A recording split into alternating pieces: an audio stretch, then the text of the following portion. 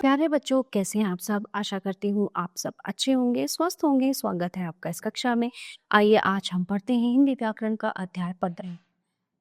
देखिए, पढ़िए और समझिए। शेर दहाड़ रहा है, बच्चे खेल रहे हैं, व्यक्ति टहल रहे हैं, फूल खिल रहे हैं। उपयुक्त वाक्यों में दहाड़ रहा है, खेल रहे हैं, टहल रहे हैं और खिल रहे हैं शब्दों से किसी न किसी कार्य के करने या होने का बोध हो रहा है। अतः कार्य का करना या होना क्रिया कहलाता है। किसी कार्य के करने या होने का बोध कराने वाले शब्द क्रिया कहलाते हैं। धातु। क्रिया का मूल रूप धातु। धातु मतलब इसको रूट भी बोलते हैं, जड़। धातु कहलाता है, जैसे पढ़, लिख, गा, जा, सुन, आ आदि। इनमें ना जोड़ने से क्रिया का सामान्य रूप बनता है, जैसे पढ़ना, पढ़ना, लिखना, लिखना, गाना, जाना, सुनना, आना। ठीक है। क्रिया के भेद। क्रिया को दो आधारों पर बांटा गया है, कर्म के आधार पर और रचना के आधार पर। कर्म के आधार पर क्रिया के भेद। कर्म के आधार पर क्रिया के दो भेद होते हैं, अकर्मक और सकर्मक।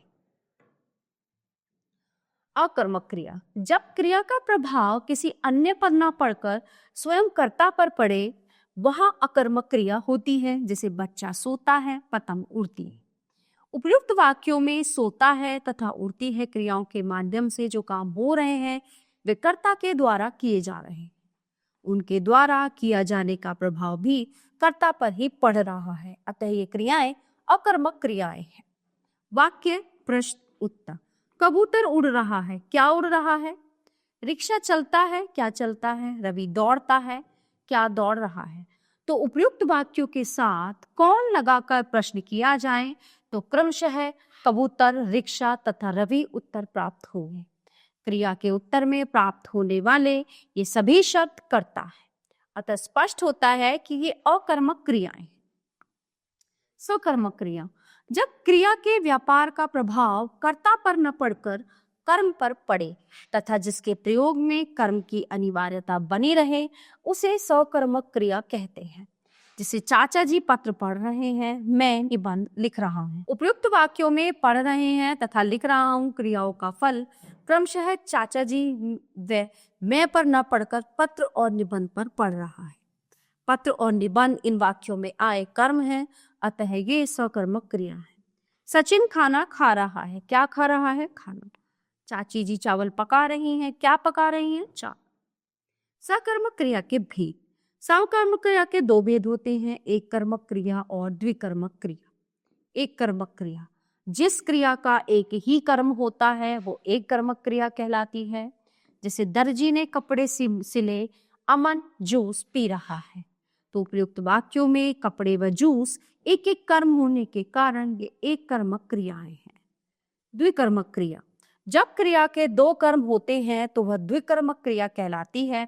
जैसे ऋषि ने राजा को उपदेश दिए, अध्यापक ने बालक को प्रश्न समझाया। क्रिया एक कर्मक है या द्विकर्मक, ये पता करने के लिए क्रिया के साथ क्या, किसे और किसको प्रश्न करना होता है। उपयुक्त वाक्यों की क्रिया के साथ यदि ये प्रश्न किए जाएं तो उत्तर में क्रमशः उपदेश और राजा को तथा प्रश्न व बालक को आते हैं, अतः ये द्विकर्मक क्रियाएं। रचना के आधार पर क्रिया के भेद। सामान्य क्रिया। वाक्य में यदि एक ही क्रिया हो तो उसे सामान्य क्रिया कहते हैं। जैसे तुम जाते हो, मैंने खाया, वर्षा हो गई, तुम पतंग लाओ। संयुक्त क्रिया। जब दो या दो से अधिक क्रियाएं साथ आकर एक अर्थ को पूरा करें तब वे संयुक्त क्रिया कहलाती है। जैसे सिया ने खाना खा लिया, दशरथ ने हिरण को मार डाला, तुम चाहो तो आ सकते हो, वह पढ़ना चाहता है। नाम धातु क्रिया। जो क्रियाएं सर्वनाम अथवा विशेषण के आगे न प्रत्यय लगाकर बनाई जाएं उन्हें नाम धातु क्रिया कहते हैं। जैसे उसने जमीन हथिया ली, डट के कारण मेरा सिर चकराने लगा, वह बुढ़ापे के कारण सठिया। हमें अच्छी बातों को अपनाना चाहिए। नाम धातु क्रिया की रचना। संज्ञा शब्दों से। बार बतियाना, अंक आंकना, चक्कर चकराना, लालच ललचाना। शर्म शर्माना, रंग रंगना, लात लतियाना, खर्च खर्चना। सर्वनाम शब्दों से। अपना अपनाना। विशेषणों से। गर्म गरमाना, साठ सठियाना, नरम नरमाना, चिकन चिकनाना, छींक छींकना, सिसकी सिसकना। अनुकरणीय शब्दों से नाम धातु क्रियाओं का निर्माण। अनुकरणवाची शब्द नाम धातु क्रिया, अनुकरणवाची शब्द नाम धातु क्रिया। थर थर थरथराना, टिम टिम टिमटिमाना, बड़बड़ बड़बड़ाना, खटखट खटखटाना, भिन भिन भिनभिनाना, हिन हिन हिनहिना। प्रेरणार्थक क्रिया, जब कर्ता स्वयं कार्य न करके उस कार्य को करने की प्रेरणा देता है, मतलब दूसरे से कराता है, तब वो क्रिया प्रेरणार्थक क्रिया कहलाती है।